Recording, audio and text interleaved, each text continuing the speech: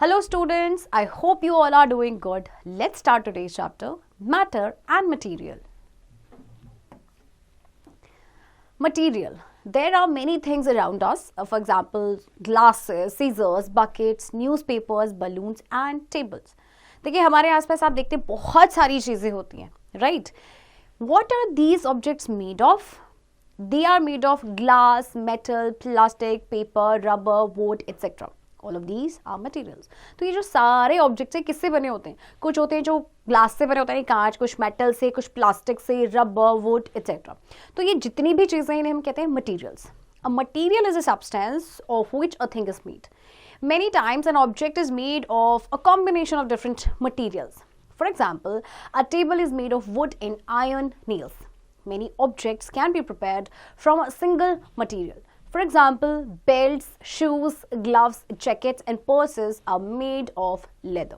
अच्छा देखिए कई बार क्या होता है कि कोई मटेरियल जो है ना कॉम्बिनेशन से बना होता है, मतलब डिफरेंट डिफरेंट मटेरियल्स का. जैसे टेबल की अगर हम बात करें तो आपका बना है देखिए किससे, वुड एंड आयरन नेल से, राइट. तो देखिए बहुत सारी चीज़ें होती हैं जो हम सिंगल मटेरियल से बनाते हैं, जैसे कि बेल्ट्स है, शूज़ है, जैकेट्स एंड पर्सेस, ये सारे आपके बनते हैं लेदर से. Okay, now properties of materials. All materials have some characteristic properties. These properties help us to recognize them. अब देखिए कुछ ये जो जितने भी मटेरियल्स होते हैं उनके कुछ ना कुछ कैरेक्टरिस्टिक्स होते हैं. सबसे पहले अगर हम बात करें तो smoothness. Sandpaper and ordinary brown paper look similar, but when we touch them, we find the surface of the sandpaper coarse and the surface of brown paper smooth. देखिए देखने में अगर आप देखेंगे ना सैंडपेपर एंड ऑर्डिनरी जो आपका brown paper होता है दोनों तो सिमिलर दिखते हैं, लेकिन जब आप उसके सर्फेस को टच करेंगे तो सैंडपेपर आपको थोड़ा सा कोर्स लगेगा, ओके, एंड जो ब्राउन पेपर का सर्फेस होगा वो स्मूथ होगा, right. Next property is hardness. A piece of wood and a piece of a sponge look alike. अब लकड़ी का एक पीस और जो स्पंज का एक पीस है वो दोनों सिमिलर दिखते हैं, but when we press them we find that the piece of a sponge is easily pressed while the piece of wood cannot be pressed. लेकिन जब उसे प्रेस करेंगे तो जो स्पंज होगा उसको जो पीस है उसको इजीली आप प्रेस कर सकते हैं, जबकि आप वुड के पीस को नहीं प्रेस कर सकते. Okay, next is lustre. Lustre means shine. Take two pots, one made from clay and the other made from brass. Look at them carefully. You will find that the brass pot is lustrous while the clay pot is dull in appearance. देखिए दो pots आपको लेने, एक जो clay से बना है, एक जो ब्रास का बना है. अब अगर उनको आप ध्यान से केयरफुली आप उनको ऑब्जर्व करेंगे तो आप देखेंगे जो ब्रास पॉट है वो लश्रस है. लश्रस मीन्स शाइनी, ओके, जबकि जो आपका क्ले पॉट है वो थोड़ा सा आपका डल होगा. Okay, fourth, odour. Take a glass of water and a glass of kerosene. Smell both of them. The glass containing kerosene smells bad and the glass containing water has no smell at all. अब देखिए आपने एक glass लेना है water का, एक kerosene का. दोनों का आप जब स्मेल करेंगे तो कैरोसिन में से आपको एक स्मेल आएगी, ओके, और जो आपका पानी है उसकी तो कोई स्मेल होती ही नहीं है. आपका जो पानी होता है वो ओडरलेस होता है. Okay, 5, taste. Take a bowl of salt and a bowl of powdered sugar. Both look almost the same. Now taste both of them. Salt is salty in taste while sugar is sweet. आप एक बोल salt का और एक sugar का लेंगे, powdered sugar. Okay, आप देखेंगे आप दोनों को जब आप देखेंगे तो सिमिलर लगते हैं, लेकिन जैसे ही आप उसे टेस्ट करेंगे तो दोनों का टेस्ट में डिफरेंस है. सॉल्ट आपका सॉल्टी होता है जबकि आपकी शुगर स्वीट होती है. Okay, number 6, weight. Take a piece of iron and a piece of wood both having the same shape and size. Measure their weights. The piece of iron is heavier than the piece of wood. अब आपने iron का एक piece लेना है, would का एक piece लेना है, ओके, दोनों का सेम शेप एंड साइज है. उनके वेट को जब आप मेजर करेंगे तो जो आपका आयरन का पीस है वो आपके वुड के पीस से हैवियर होगा. Okay, now matter. What is matter? All materials are made up of matter. Basically, matter is a scientific word for all types of materials. We can identify matter by seeing or touching it, but there is some matter which we cannot see or touch. For example, air. Then how do we define matter? Any substance that has weight and occupies space is called matter. Every substance around us is matter. In fact, we are also made of matter. अच्छा देखिए जितने भी materials हैं वो सारे आपके matter से बने होते हैं. ओके, तो आप जैसे कि किसी भी मैटर को आइडेंटिफाई कर सकते हो उसको देख के, उसको टच करके, बट कुछ ऐसी चीज़ है जैसे ना तो आप टच कर सकते हैं ना ही आप उसे देख सकते हैं, जैसे कि air. Okay, you can't see it, you can't touch it, but ये मैटर है। देखिए मैटर क्या होता है, कोई भी सब्सटेंस जिसका वेट हो और जो स्पेस ऑक्यूपाई करे उसे हम कहते हैं मैटर, राइट। एवरी सब्सटेंस जो हमारे आसपास है सभी मैटर, इनफैक्ट हम भी मैटर से बने हुए हैं। Okay, matter is made up of very tiny particles called molecules. These molecules are further composed of atoms. Thus, an atom is the smallest particle which matter is made of. Two or more atoms join together to form a molecule. अब matter आपका जो है बहुत ही छोटे छोटे particle से बने, बहुत ही छोटे पार्टिकल से, जिन्हें हम कहते हैं मॉलिक्यूल्स. और फर्दर ये जो मॉलिक्यूल्स हैं ये आपके किससे बने, एटम से. यानी कि जो एटम है आपका स्मॉलेस्ट पार्टिकल है जिससे आपका कोई भी मैटर बना होता है. ओके, और जब दो या दो से ज्यादा एटम्स आपस में ज्वाइन होते हैं तो वो बनाते हैं molecule. Okay, now let's talk about states of matter. Matter exist in 3 states: solid, liquid and gas. These states of matter arise due to a difference in the arrangement of the molecules of matter. तो देखिए matter आपके 3 आपके states में पाए जाते हैं और इनको हम 1 by 1 डिस्कस करते हैं इन डिटेल. Solid.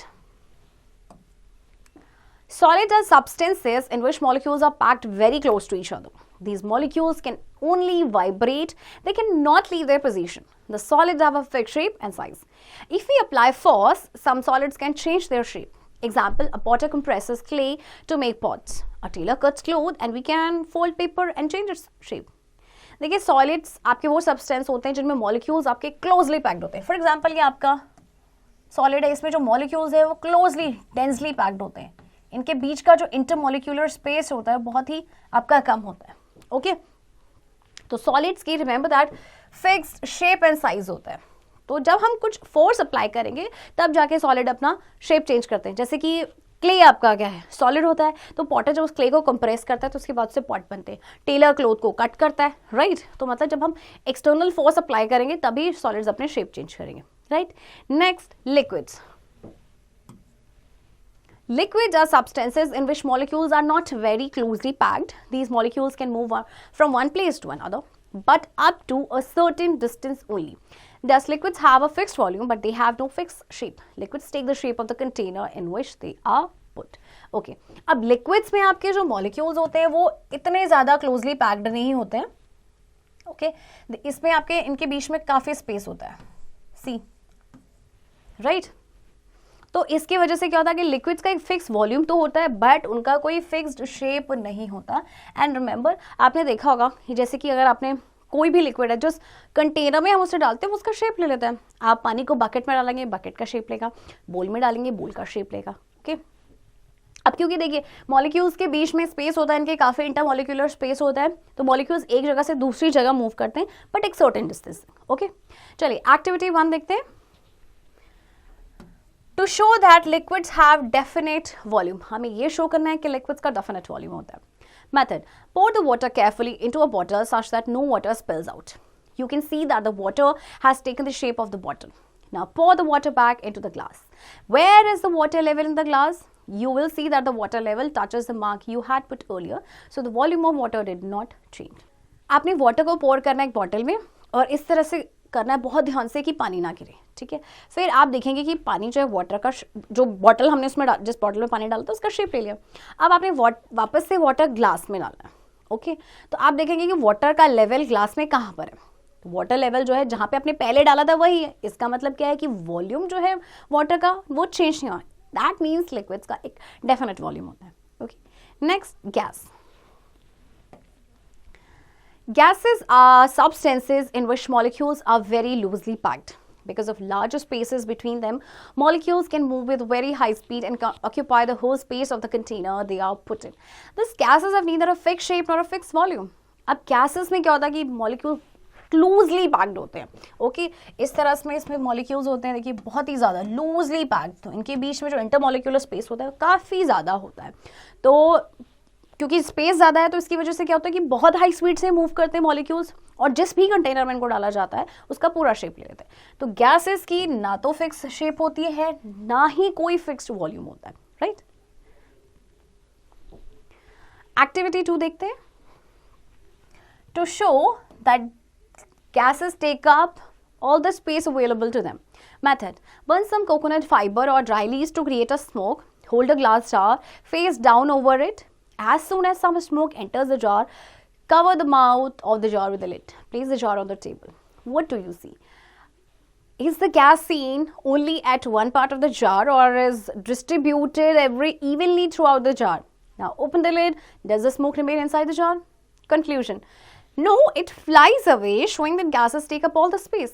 आपने देखिए करना क्या है, कोकोनट फाइबर या कोई ड्राई लीव्स लेंगे, उसको बर्न करना जिससे कि स्मोक क्रिएट हो।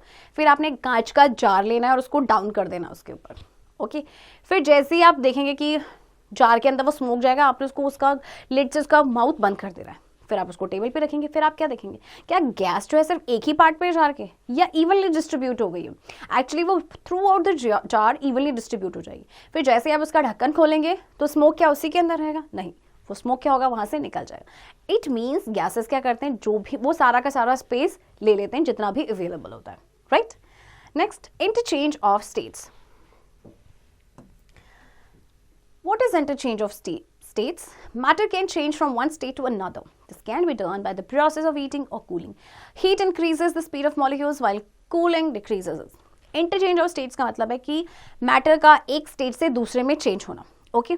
कैसे होंगे देखिए। सबसे पहले a solid changing into liquid. When a solid is heated, its molecules get energy and their speed of vibration increases.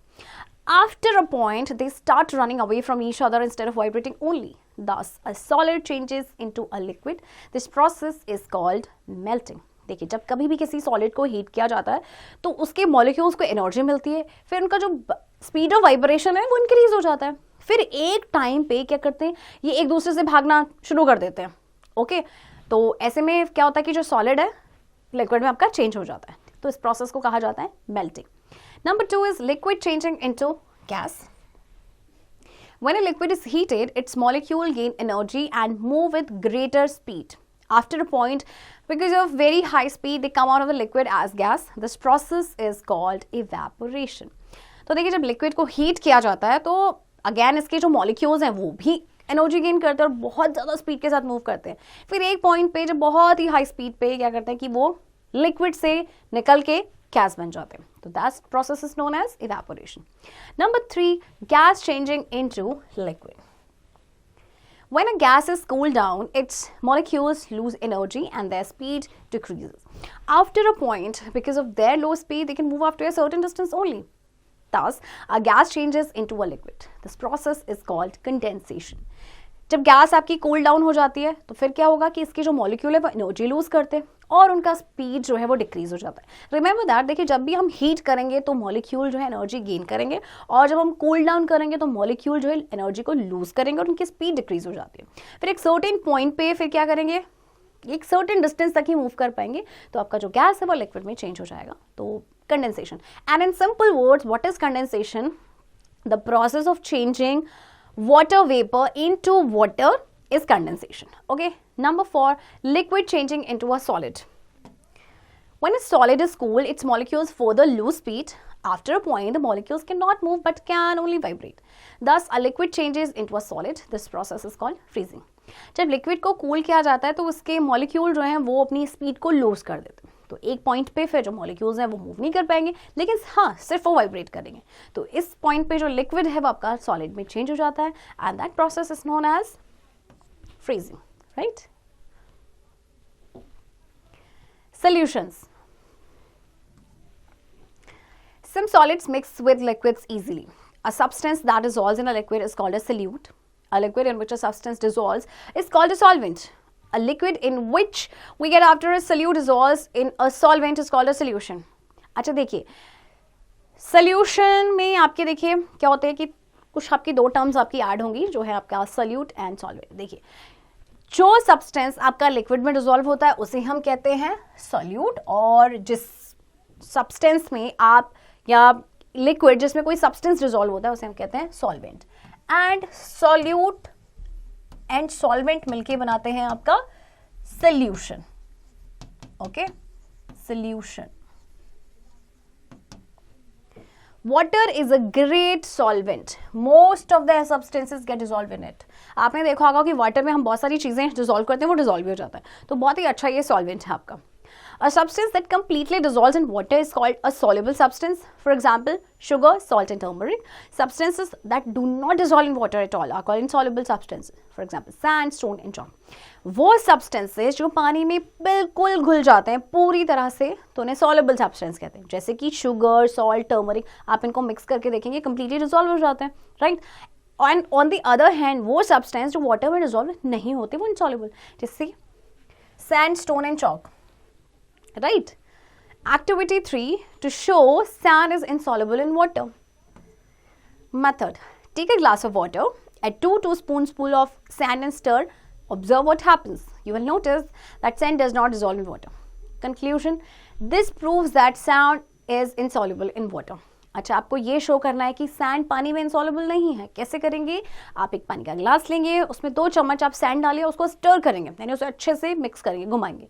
आप देखेंगे कि जो सैंड है आप कितनी भी कोशिश कर लें वो डिसॉल्व हो गई. दैट मीन्स सैंड आपका क्या है? इंसॉल्युबल है. The sand settles at the bottom so it does not dissolve in water. The solute does not usually affect the volume of the solvent. तो सैंड क्या होगा? वो बॉटम में सेटल डाउन हो जाएगा, पानी के साथ वो डिसॉल्व भी नहीं होगा.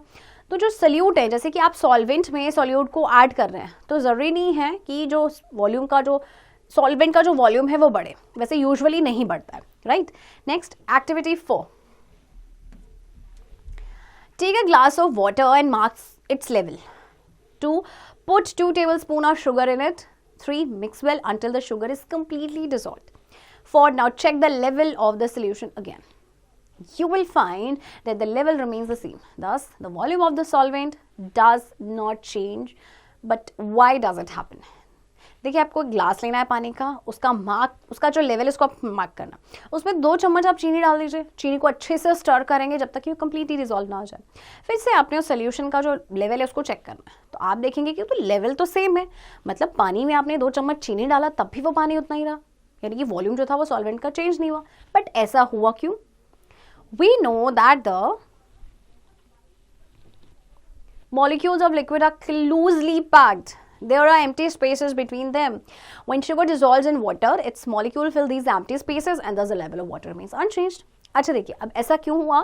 पानी में आपने चीनी डाला बट उसका वॉल्यूम नहीं बढ़ा. देखिए, जैसे कि आपको पहले बताया था, लिक्विड के मॉलिक्यूल्स के बीच में स्पेस होता है.